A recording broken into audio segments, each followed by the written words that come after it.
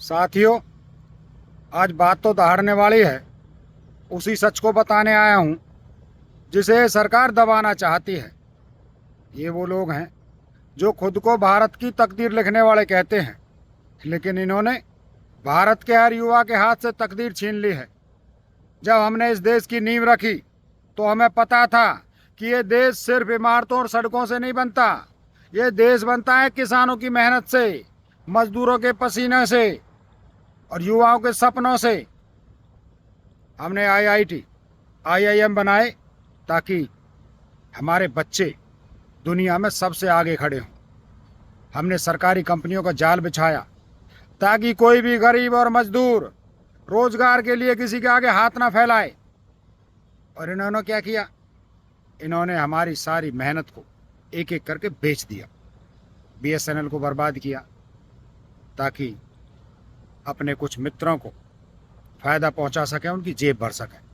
वो बीएसएनएल जो एक समय पूरे देश में नंबर 1 था, इन्होंने 17 बार चिट्ठियां नजरअंदाज की, सिर्फ इसलिए क्योंकि एक खास दोस्त को 4G देना था।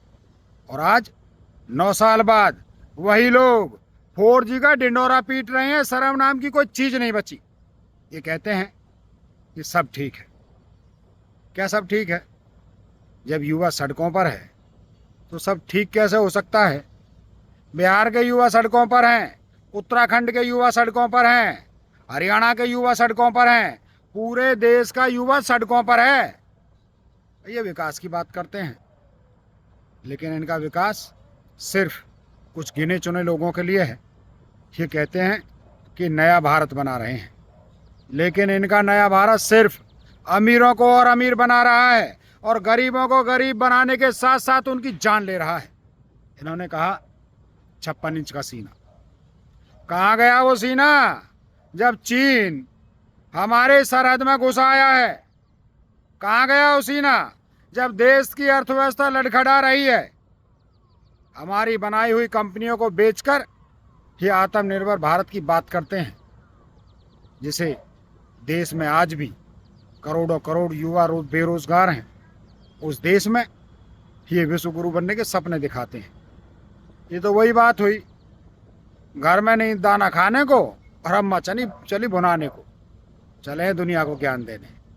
लेकिन मैं आपको एक सच बताता हूँ, ये लोग चाहे जितना भी झूठ बोल लें, जनता जाग चुकी है। ये आक्रोश सिर्फ सड़कों पर नहीं, हर घर में है।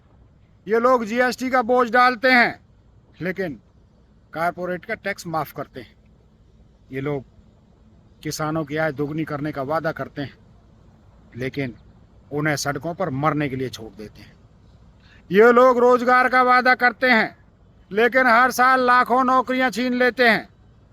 ये सब इसलिए हो रहा है क्योंकि इनके पास कोई असली विजन नहीं है।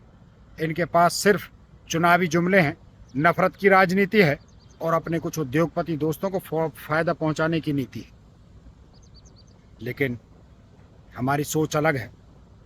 हम उस देश को वापस लाना चाहते हैं जहां हर किसान को उसकी फसल का सही दाम मिले, जहां हर युवा को उसकी मेहनत का फल मिले, जहां शिक्षा और स्वास्थ्य सिर्फ अमीरों के लिए नहीं, हर किसी के लिए उपलब्ध हो। हमने हमेशा देश को जोड़ा है और हम फिर से जोड़ेंगे। हम हर उस मजदूर, किसान और युवा की आवाज बनेंगे जिसे इन लोगों ने खामोश करने की कोशिश की है। दोस्तों, लड़ाई आसान नहीं है, लेकिन ये लड़ाई हमें लड़नी होगी। लड़ेंगे और जीतेंगे। जय हिंद।